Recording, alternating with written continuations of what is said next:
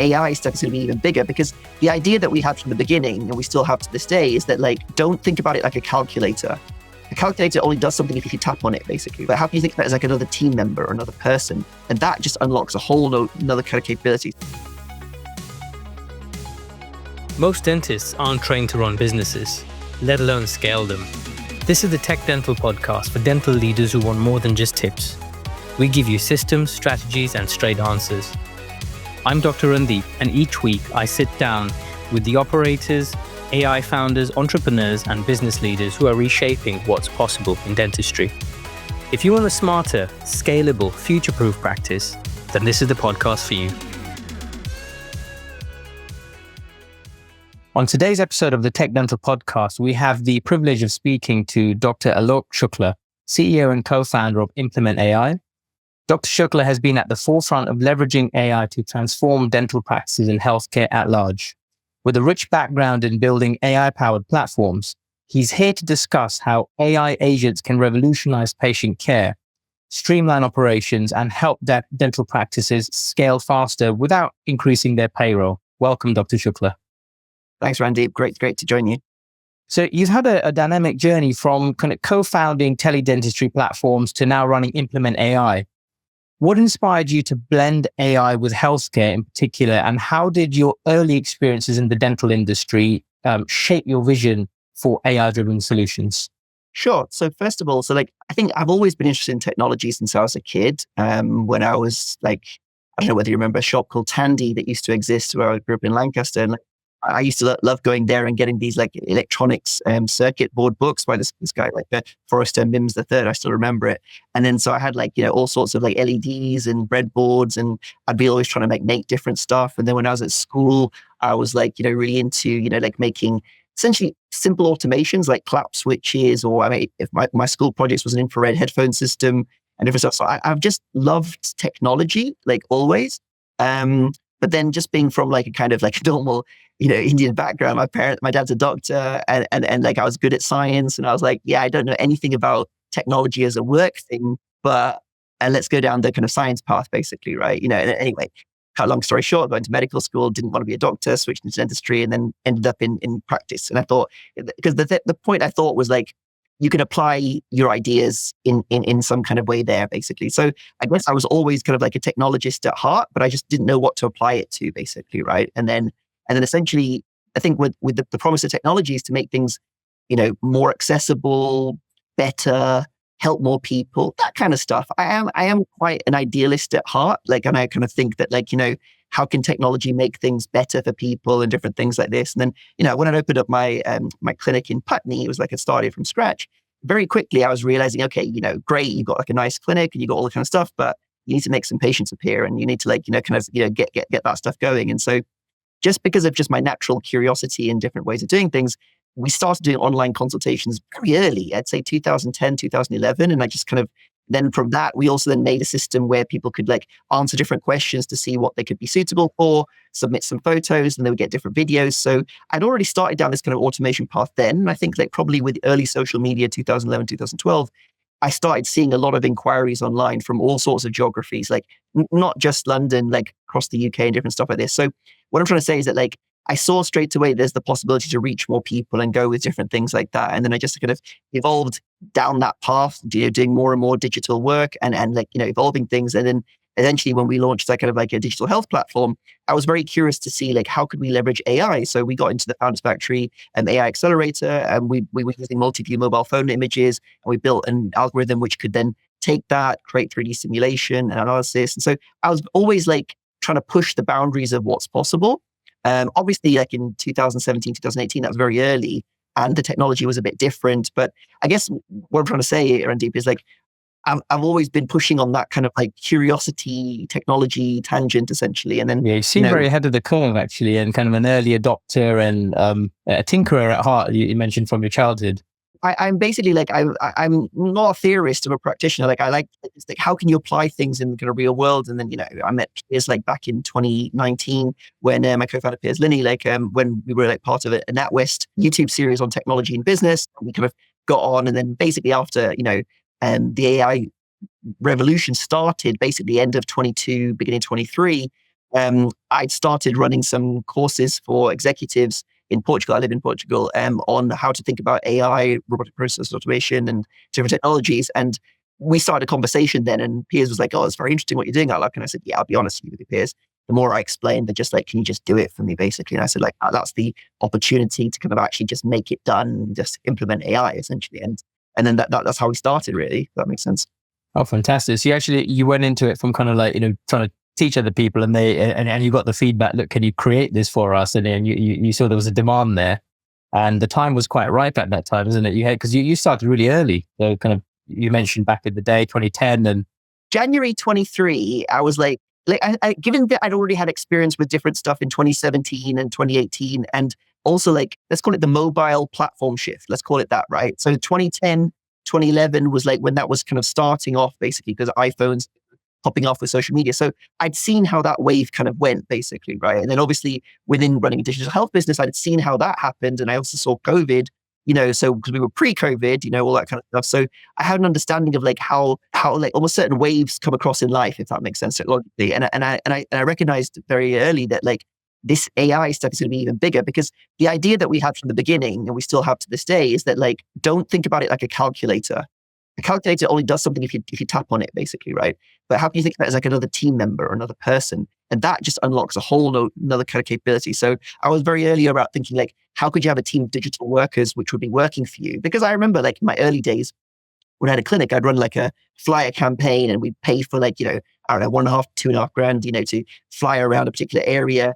And then you then desperately waiting to see how many phone calls come in. And then you'd find out that like one of your team members didn't answer the phone, or they missed the call, or then they say, oh, they weren't interested. I'm like, what do you mean they weren't interested? Like they called, like, and so all that stuff. So, we put together a team of AI agents, which include like, call analysts, even AIs that answer the phone and can qualify and get different information. So what I'm trying to say is that like, I'm trying to stuff I wish I had then, it made life a lot easier. Yeah. And easy to track as well, what's going on. And they just work 24/7, 365. And I think the key thing, the idea that we always look at it is like, how can you give every business owner a superhuman workforce? And there's 2 dimensions to that. One dimension is like doing stuff that humans can't do. The dimension is like supporting existing humans so they can do their job better, basically, right? And I think that's what I'm excited about, and that's what we work on, basically. So very kind of, what I'm getting from this is very kind of collaborative approach, and almost like the AI as like a co-pilot, and freeing up the team member. Yeah, yes, fantastic. So actually seeing it as a key team member, and not just a piece of technology, and it's really integrated into the workflow. And not just working when you tap on it like a calculator, but actually just doing stuff almost like, if you want to, like depends on what needs to be done. Yeah, and with no sick days, which is nice. Yeah, fantastic. You don't have those things, isn't it? So I mean, specifically, how can dental practices leverage these capabilities, kind of AI agents, to reduce administrative burdens, and what kind of immediate improvements in efficiencies, can they expect from adopting these agents? So, I mean, what my question is, in your experience, how quickly, say, you implement this into a practice, and how quickly would a practice potentially see a return on investment after implementing some of these systems? Great question. So let's go straight into that, right? There has to be a business case for doing anything. Otherwise, like if I do X, what do I get basically from it? Either from improving customer experience or patient experience or even revenue. But let's just talk a very basic one.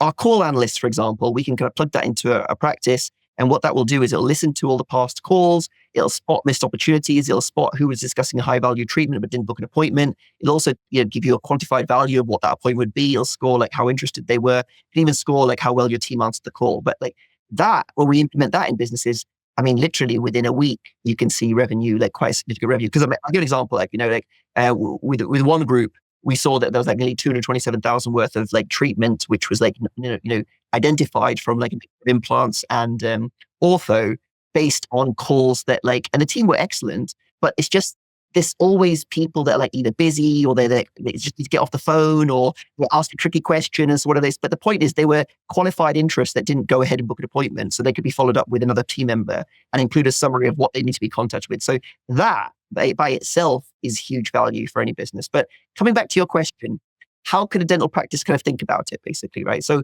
I would say get quick wins. An example would that be like the call analyst or whatever like that. The ones we go for it. Take a bit more holistic view. let's think about like the patient experience before they come to the clinic, for example, right? Like most practices are now trying to communicate why people should come to them. Essentially, it's elective healthcare in dentistry, right? It is important to maintain your health, but essentially people are choosing to have that done basically, right? And then they're applying some kind of price to that.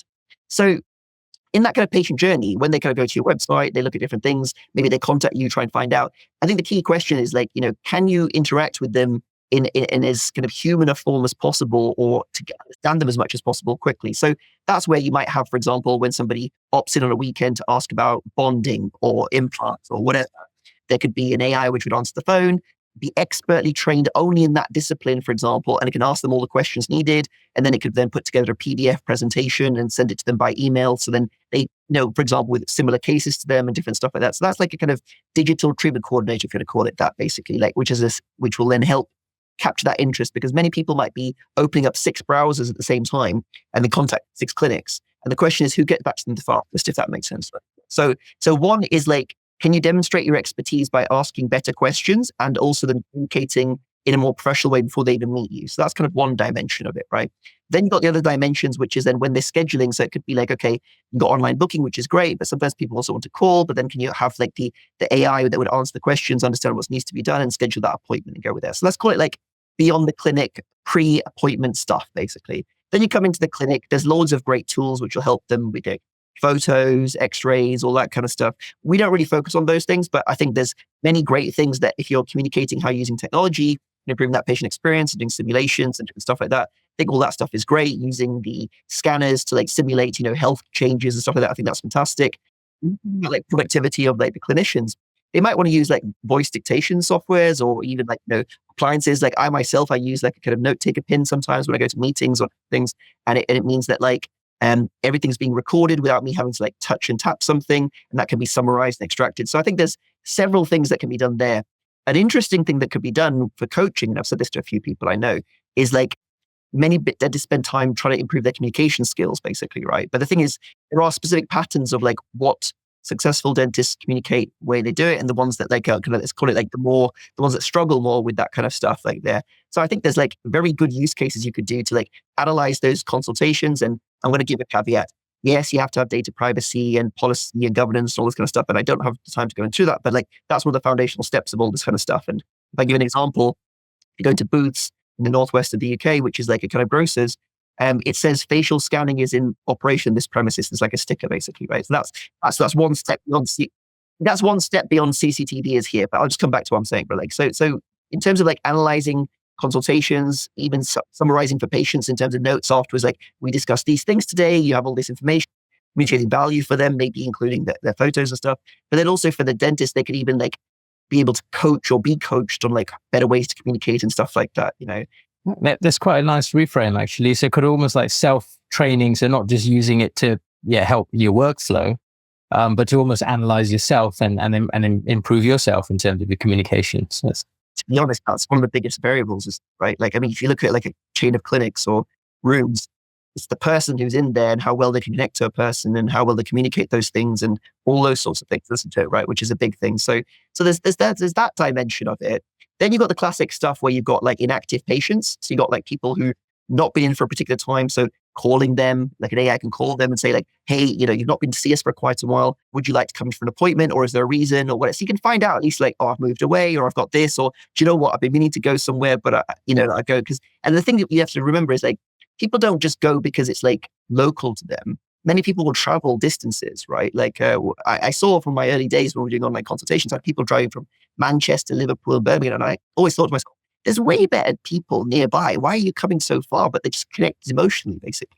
Yeah, they want to stick with somebody they trust, and then they're willing to travel. Or gets them or understands them, basically, right? Like, and I think the key thing is like understanding and reflecting back to them in that kind of way. But then kind of coming back to the kind of the bit, like, so once you kind of got that kind of communication about like, are you still looking for some help or whatever, like this, you can reactivate a whole lot of people from that. Then you've got like active treatment plans, which is like, hey, this was discussed with you. Is this something you still want to do? Or we don't get worse for you? Or, you got all of that dimension. So I'd say the classic stuff of detection, like loss prevention, which is almost like detecting opportunities from calls is a big one. Then you've got the kind of coaching around kind of communication. in a soft way around that can be a different area. Then you've got like in terms of reactivation and different areas like within there. And then you've got further stuff, which could be like in terms of like, okay, someone's got an emergency. So how quickly can you provide information? Could you have like a knowledge base and agent, which would be like, okay, I've had a trauma, I've got these issues, and you can use like verified information. Like, for example, I don't know, whatever your verified information is, you could include that within an agent, which could be like almost for support for like, I've got this issue, what do I do in this kind of stuff? Obviously, it'll be like coming for a consultation, but you can still provide some kind of like primary things like that in that regard, essentially. So I think the main things are like, and when we work with businesses, there's kind of like 3 dimensions of that we kind of work with. The AI teams that we deploy are either trying to drive revenue. So we can talk about reactivation or immediate follow-up of leads and inquiries and stuff like that in that kind of way. And then also like, unconverted treatment plans and also communication and improving that. Second one is increasing support. So that's like helping more people get a faster response much quicker. So that can be by email, by WhatsApp, by live chat, by phone call. And that will be like, what about implants, or which system do you use, or what orthodontic things, or I've got this problem, is this suitable for me, and all that kind of stuff, basically, right? So that pre-qualification things, and then providing personalized PDFs. The third dimension is personalizing the experience more. So this is very interesting. So we work with other businesses ranging from national pharmacy groups to other ones, and like for example, with them, one of the big ideas is actually identifying people that take specific medicines and have specific conditions because they're eligible for specific funded procedures or like services, let's call it that, right? And based off us calculating who from the 2.5 million patients have these 82 drugs, we can then contact them before they run out with, hey, you're due for renewal, do you want to renew with us versus going to GP? They then claim a service. And then from that also, you can do further personalization because it could be like a 50-year-old who's pre-diabetic who has got like a condition. They're going to be talked to very different to a 25-year-old who's on contraceptive medication, different stuff. So you're not going to send the same flu shot thing to everybody. But let's just say the next health goal for the 50-year-old was like losing weight, for example, right? Then it would be that, let's say you got a newsletter with 3 blocks. Block 1 could primary next health goal, block 2, block 3. So block 1 for the 50-year-old would be like, hey, we've got, have you heard about weight loss injections? Or I'm being very simplistic, but like in that thing. Whereas for the 25-year-old, it'd be like, have you heard about whitening, or you heard about like, height programs or whatever it is, basically, or stain removal. So you're really tailoring it, customizing it to who you're speaking to.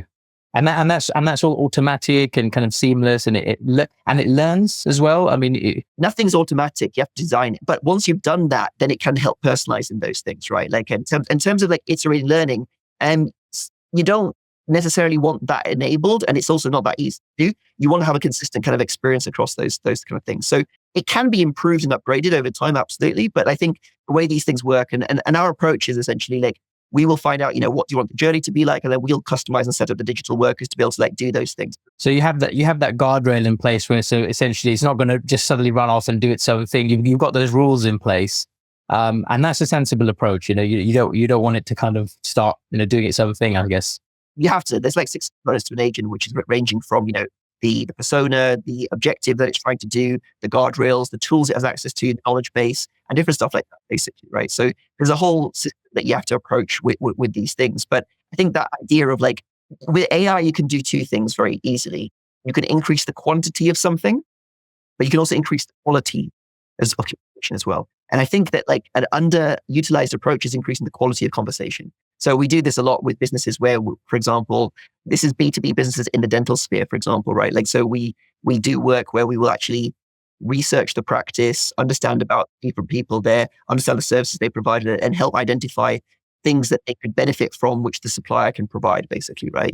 Would you, in the same way you could do a kind of like almost a kind of, let's call it personalization of a person who's like about to get married and they've got this different stuff and they've got different things. And so, like there's a whole plan that they could be recommended or at least stated and stuff like that. So similar kind of idea, but you can then help guide someone on what might be more relevant to them, if that makes sense, basically, right?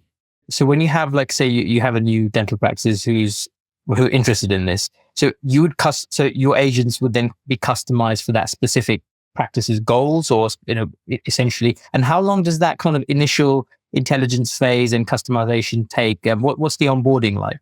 Great question. So basically, just to be super clear, the kind of teams that we would provide to a dental practice are kind of fixed, basically, because they work with most businesses. So it'd be like, let's say, One would be, let's say, like call analysts. So that's like, that would be like listen to the phone calls, spot missed opportunities. So then we'd like work with them to find out, okay, what's your price list? What's the different stuff like this? What kind of criteria would consider a good call for you? Like intro this, greeting, blah, blah, blah. And how do you want prices handled and stuff like this? So we're going to get the scoring criteria. Then we configure the agent. And I'd say within a week, we could get that live basically, right? So then you can start like identifying opportunities from within there.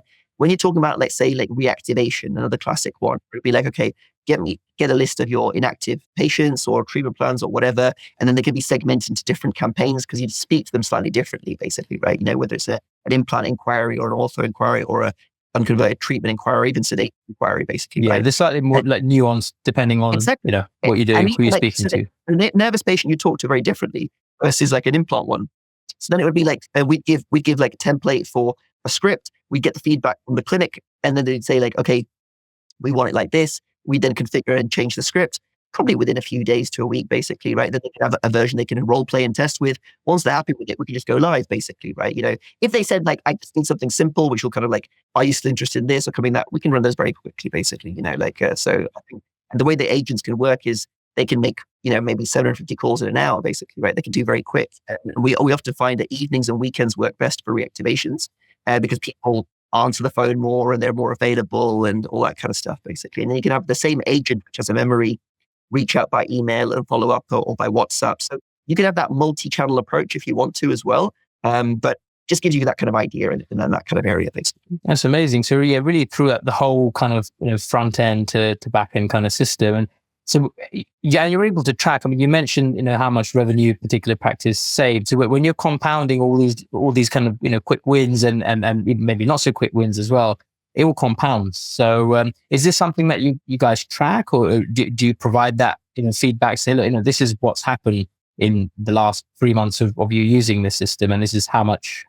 you've saved essentially. That's a great question. We can do that with a list quite straightforwardly. With the ones when we reactivate them and they book appointments, we don't follow up like, did they go ahead with the treatment and stuff like that? Because that's the practice owner's thing, basically. But you make the point, Randy, like essentially you do want to be able to quantify these things, and you could then track those people that came in from there, and you could run analysis on there. Some of the things that we do, for example, other agents we have they can use a computer, so they can actually operate a mouse and keyboard. So we do have some places where we will automate reporting.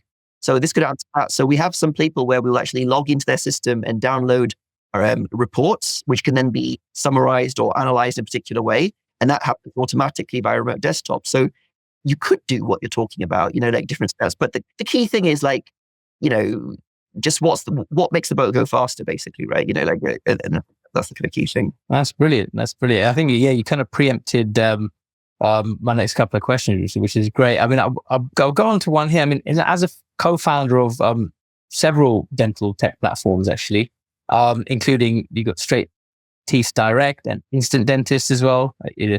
You've worked on AI solutions tailored to patients' needs. I mean, how do you think AI agents can be used to enhance patient experience within the practice, especially in terms of personalized care, kind of treatment reminders or patient education? And how would you do that in a way that it doesn't replace the human touch, but enhances the patient trust and engagement?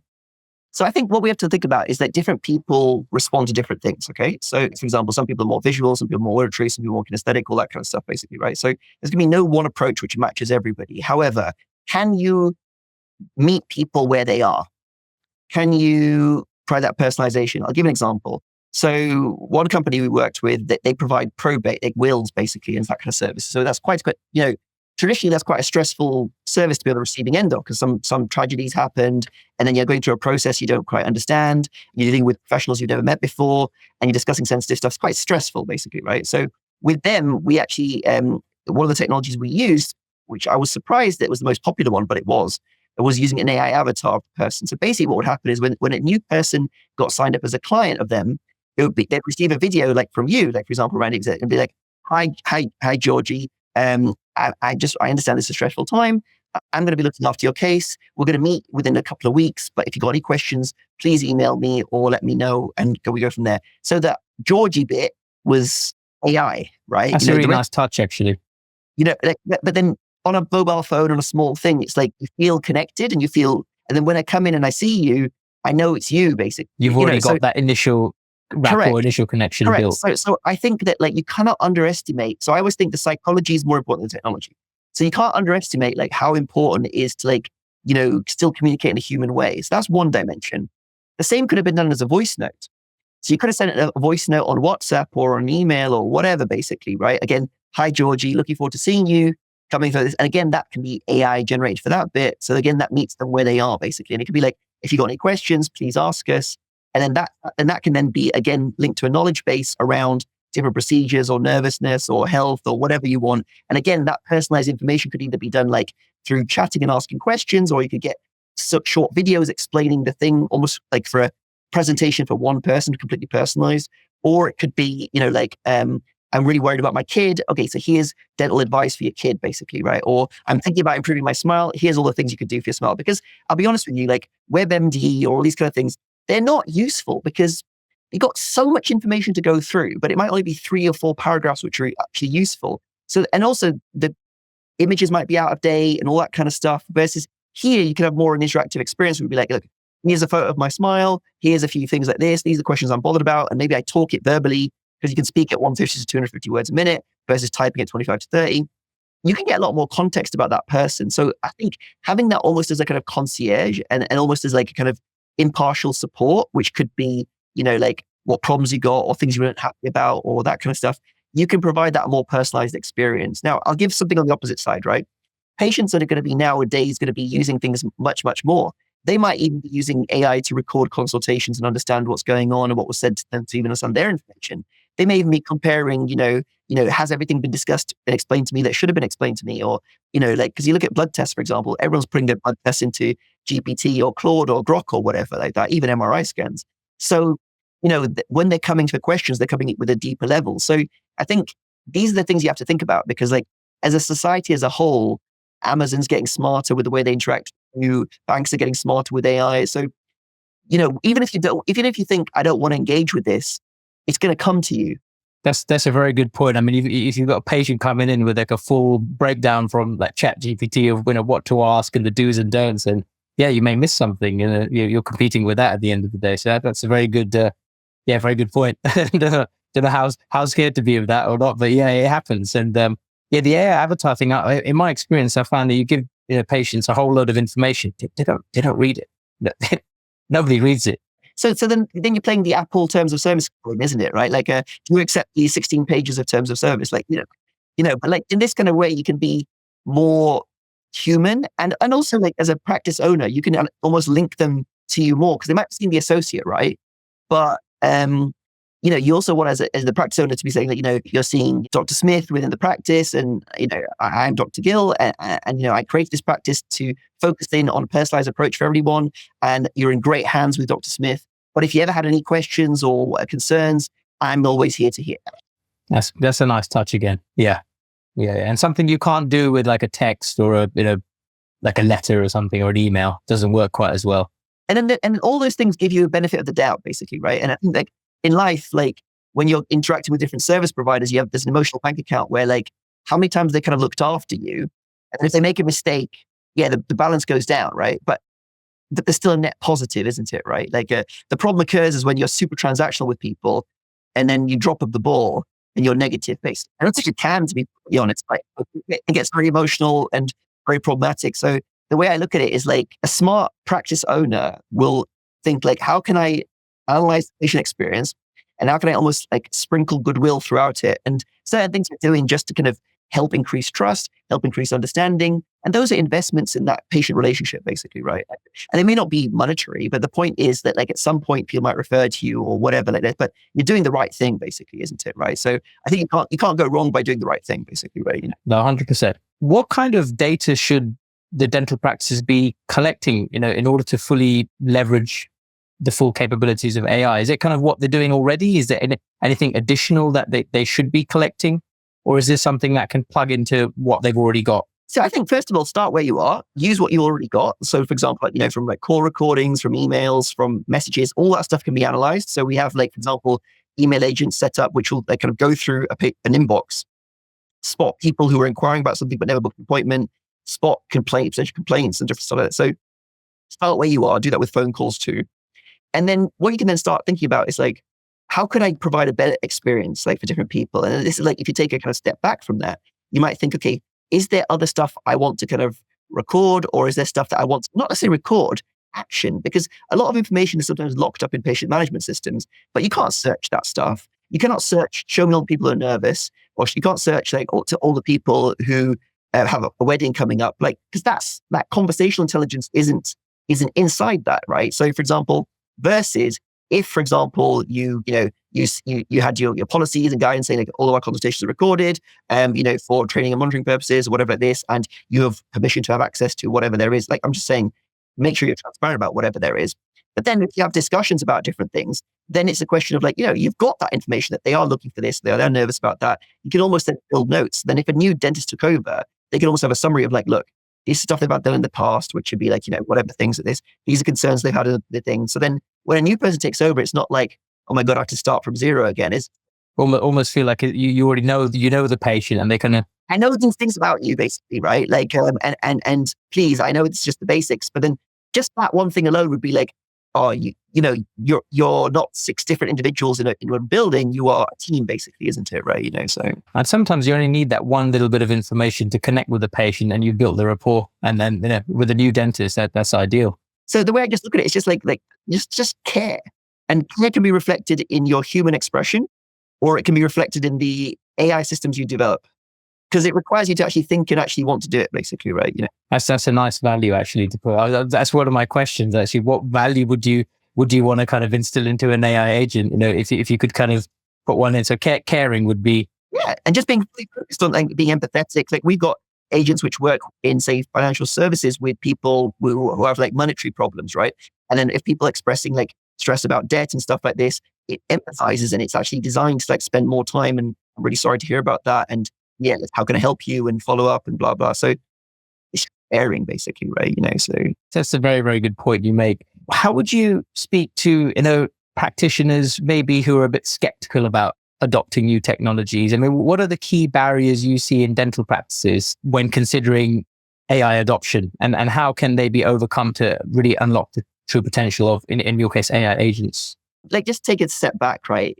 Some people just believe in adopting new technologies and some people don't, right? And there's nothing wrong. There's no judgment or anything like that across that, right? You've got people that like to do things that's the way they've always done those things, and that's fine, basically. But there's other people that will be updating their website all the time. They'll be getting the newest scanner and the newest technologies and all that kind of stuff, basically, right? So I think people self-select already, basically, right? Like from that perspective.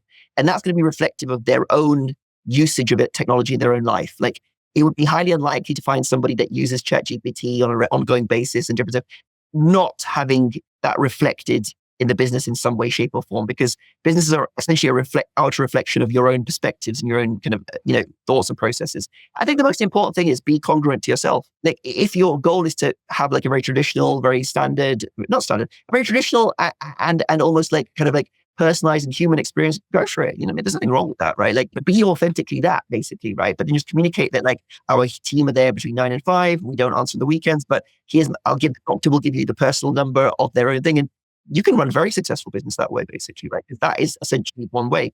On the other side of it, it's like, if you're like, I'm half in, I'm half out. Like, should I do it? Should I not do it? Like, I think those people, you kind of need to then think like, look, I'm either going to be benefited by it or I'm going to be harmed by it, right? Like, and harmed by it might be that like someone else who's got better patient experience, better things like that, more availability. People just go to their practice over time because it's just easier to get hold of or interact with, or you feel more understood. And that might not happen overnight, okay? But the thing is, it doesn't take long for things to start shifting in the wrong direction, and then to try and go backwards. It's more difficult. So almost sitting on the fence is a very dangerous place to be. Almost reset the whole place, and almost like as if it had been sold and under new management, and that's very hard psychologically, basically, right? So I think the thing is like, I'm not the person to try and convince somebody about anything. I'm like, look, you have your own ideas, you have your own philosophy, and that's great. And if you want to think, okay, how could I, like as a small dental practice or group of dental practices, how could I have a team of 20 to 50 different, agents which will help me almost like team members and help my team members do more stuff, then it's a no-brainer basically, right? But if it's like, I don't know about AI enough, then my advice to you would be like, use it, talk to it, start interacting with it, push it as far as you can. Experience. It's not, I think this is beyond education. It's experience it yourself. And then look at like different scenarios of things like this, and maybe even looking at other industries, how they're using this for, like in dermatology, it's used all the time, for example, right? Like in terms of different things, or how people are looking at some medical concerns, different things. So I think that kind of experience will help you understand much, much better, basically. Yeah, that's a very, very good point.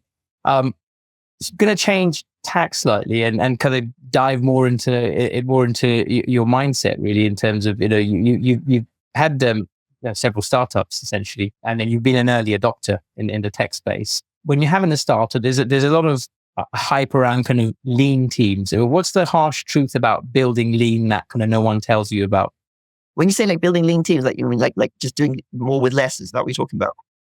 Yeah, kind of like bootstrapping and maybe trying to do everything yourself, and at which point that becomes counterproductive, and at which point you should say, I need I need somebody else on the team, or I need to outsource stuff. One of the favorite images I have in my head is there was there was one US business coach, and he had this kind of like image which was like an org chart, and it basically had all these different positions. It was basically saying you on everything, basically, and that's how it is on day one. Yeah, that's how it is on day one. I mean, now it doesn't be like that because you plus some AI agents, right? Yeah, it's changed now with that as well. They can help you out. Yeah, absolutely. So put it to one side. It's just like if you had your own clinic, you're not going to be answering the phone. I mean, maybe you are, but like answering the phone and doing the autoclave and doing the treat. Like you can't do everything, isn't it? Right? So I think you have to think to yourself like, look, with a startup, the point you're trying to do is like gain traction and then validate concept, basically. So I think step one is like, how quickly can you validate that you've got a thing and that people want, basically, and that you can deliver and service in the way that you want it to be. And then step two would then be like, where can you use technology to like get more of that done? Because I would now say, before hiring people, try and take it as far as you can using AI, basically, right? Because it'll do two things. One, it'll help you define that process, because just like you have to tell a person, like if you've got a smart university graduate that's got an English degree, they don't know anything about your field. You still have to explain everything, isn't it? Right. So in the same way, if you're going to help train an agent and give the context to that, or work with a company like us that does train an agent, you already get half the training or more than half the training done in that process. Then you also define what good looks like for the process and the output. And then it means you can kind of get much further along. So I think we're absolutely in the era of like having, less people in the team and having like much smarter and more capable people, maybe with different skills, right?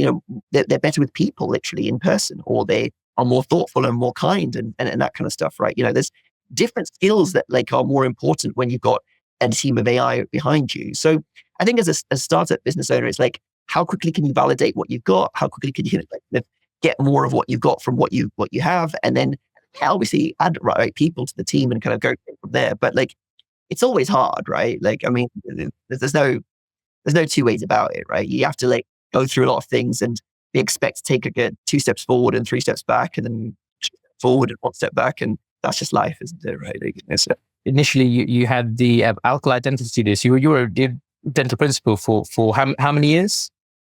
2009, 2016, basically. 7 years. Okay. And I mean, what mindset shift did you have, or do you have to go through to kind of, when you went from like practicing dentist to thinking like a CEO or a startup founder? I mean, what mindset shift did you find that you needed to make, or was there a lot of stuff you could transfer across? I'm probably not a good example, because like since I was in university, I was reading business books and stuff, and I was just interested by ideas. I had that creativity. I had that latent creativity. Let's just be very frank. And I just didn't know how to apply it, basically. And then I thought, okay, I want to have my own business location to express my ideas throughout that. And then so I'd kind of gone down that path. So not a good example, I would say, basically, right? Like from that whole mindset, I was always thinking about like what's experience is like, or how can you use technology and all that kind of stuff in that kind of way. But I think that the key thing to think about is, if you just think about like as like viewing, like you can have a microscope view of like what's going on, and that you need to be able to have that as like a a health practitioner, a medical practitioner, dental practitioner, because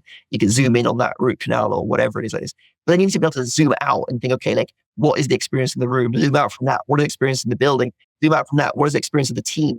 Zoom out from that. Like, what is the experience of like what people even discovering your business? Zoom out from that. What does that even look like discovering online? Zoom out from that. Are there macroeconomic trends which are changing what might be or what might not be? And I think the ability to like zoom in and zoom out is required, and understand that like every level of vision is required.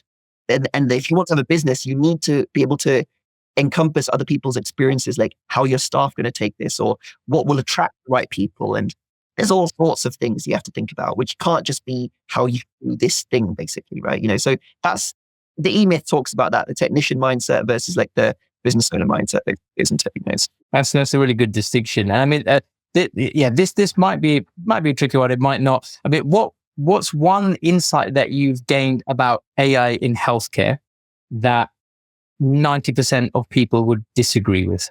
I find that like some of the things, if I explain to people that what we're already doing, they're quite shocked and quite surprised, right? Like I think people think, oh, I could definitely tell it's an AI if I'm talking to it, or different things. People cannot. And we've got, having 4-minute conversations with them about different things. And also the other question would be like, oh, I prefer talking to a human. Actually, many times people prefer talking to the AI because if it's trained properly, it can answer questions, it can do it very well. And actually, I was reading that they can be more empathetic. There's a recent data that actually they score higher on empathy scores than a human being. Exactly, because they're completely eternally patient, basically, right? So I think you have to get this mindset of this human or AI. You just have to say it's both, basically, right? And you got to as part of the team. I think that's the thing. I think like people always think that like, oh, but it can't do this. And I always say that, like Piers always says, AI today is the worst it will ever be. But I'm telling you right now, it's already way beyond most things. And also like most humans are variable in performance. So some days they can be like very, very good, but then other days they can not be so good and too busy and this, that. So I think like a business is about having that consistent experience, so. Well, that definitely. And this is kind of more about kind of your future and legacy of what you're doing. If implement AI, does what you hope it will do over the next 10 years, what will it have changed for dentists and patients worldwide? That's a great question. So my goal is basically to have, millions of digital workers, working across, huge numbers of businesses and essentially helping each business or clinic have a bigger impact, right? Because everyone started their business or their clinic with a dream to like, I want to help everyone, as many people as possible do that. So I want to play a small part in that dream. And I want to be like, provide a team that they can, rely on and help expand their possibilities. And so for me, that's super exciting. Like I love hearing from business owners when they get that renewed sense of enthusiasm for what they're doing and different ways of doing it. So our goal is basically to be like the leading provider of essentially like digital workers or, AI agent teams, for clinics and businesses globally, right? That's really what it is. And for me, I still look at it like magic when we unlock new capabilities and stuff like that. And I very much enjoy it. That's brilliant. That's brilliant. And looking ahead with AI rapidly evolving, where do you see the biggest untapped potential for AI agents to improve patient experience in dentistry in particular? What's the next big challenge you're excited to tackle in this space? I think like computer use. I think like we've already been using. We've got some agents which already use the desktops like log into systems because some dental softwares have no API. So we've already built systems log in on a remote desktop and then schedule appointments in those softwares and stuff like that. I think that like you could go much further with this, basically, like where you can like automate more of the kind of mundane things. Even when a patient inquiry comes in by email, potentially be able to like pre-populate that in the system automatically. Also then potentially like, having a different one, which is maybe just listening to conversations and putting together personalized brochures for patients about their things. That would save a lot of time. Yeah. As these models get smarter, because like GPT-5 is going to come out this month or maybe next month, and then you've got like the different other models. Our system is basically built, our AIOS is built to like, whatever the best technology is, we just can put that in and everything just gets better, basically, right? So for me, I just think, we're like barely scratching the surface, but already it's so powerful. I cannot like underestimate like how powerful it is, basically, right? Yeah, and it's definitely an exciting time. You can feel that. And speaking to people like yourself, it's definitely there. And we're coming to the end now. I always like to like a little lightning round at the end. So there's like quick fire questions. So I would say, what what's a book that's rewired how you see the world? The first book was 7 Habits of Highly Effective People, basically. I still say to people, that was probably the first book that kind of shifted the kind of like, between stimulus and response, there's a gap, and also the way to be more proactive. I'd say that's the first book, because basically you can control whatever game you want to be in. Like, you don't have to just accept. Fantastic. And what's one habit that's quietly powered your progress behind the scenes? I say curiosity. I think I feed my curiosity. I if I've got an idea, I will double click on it and I will do more stuff on it. So I follow my kind of intuition and energy in that way, basically, right? So I think sometimes some people might think, oh, but what would someone else think about that and different stuff like this. I'm lucky I've not really had that too much, basically. I'm just I'm more about like, how could I be the best version of myself, and how can I just follow things which I genuinely am interested in, basically, right? And I think if you follow that pathway and just learning, I'm very good at and very keen at learning new stuff all the time. So I probably think curiosity, that's the main habit I would probably say. Fantastic. And what's one piece of startup advice that you secretly disagree with? To be very honest with you, like, there's a lot of nonsense posted, right? Like a lot of people say stuff, but they haven't actually done anything. Or it's very different when you're financially responsible for like a lot of people's salaries and their teams, and then you've got like all sorts of things which I can't really talk about, but like there's all sorts of like big stresses which can happen, or even unforeseen events and different things. So I think there's too much hype around stuff and not enough real things around there. I think the key thing is like, it is hard. You have to work hard. There's no two ways about it. And I think when people talk about this work-life balance stuff, there are those things, but let's be real, right? Like, if you want anything in this world, you have to almost like live and breathe it, basically, right? So there's nothing easy. Yeah. So you think it's a bit maybe glamorized a little bit in terms of how it's portrayed on social media? Or you have to be just smart enough to know about those things, isn't it? Right. So I definitely would not be distracted by what you think people are doing or not doing. And I think it's not of distraction in that, basically, right? That's a fair point. And very last one, which entrepreneur, dead or alive, would you shadow, or would you love to shadow for a day? Elon would be like at the top of the list. Like you read about some of the stuff, like how they're doing this, that's quite incredible. But then on the other side of it would have been Ratan Tata, who was like chairman of like Tata, and how they're doing it at different levels. That there are very different kind of styles and different perspectives. But I think I always find it super valuable and interesting when you see how big things get done. And sometimes it's like, that's it? You just did that? Or something different is like, how did you know what question to ask? Or how did you know what item to look at? Or like, I think for me, they're the most important things, because it's like, essentially like, you're limited by your map of the world, and you don't even know that, right? Like, and when you see someone else's map, you're like, wow, you've got continents you didn't know existed. You get a different perspective. Yeah. And it's often what you didn't, you wouldn't have even thought of that. Yeah. For me, I just love those things. So. Fantastic. Well, Dr. Shukla, that has been an enlightening conversation. It'd be lovely picking your brains and hearing about what you're doing. And thank you for your time. A pleasure. Thank you very much. Thank you very much. Scaling a business isn't a dream, it's a decision. This is the TechDental Podcast. And if you found value today, follow, share, and subscribe. This is the edge every dental leader needs.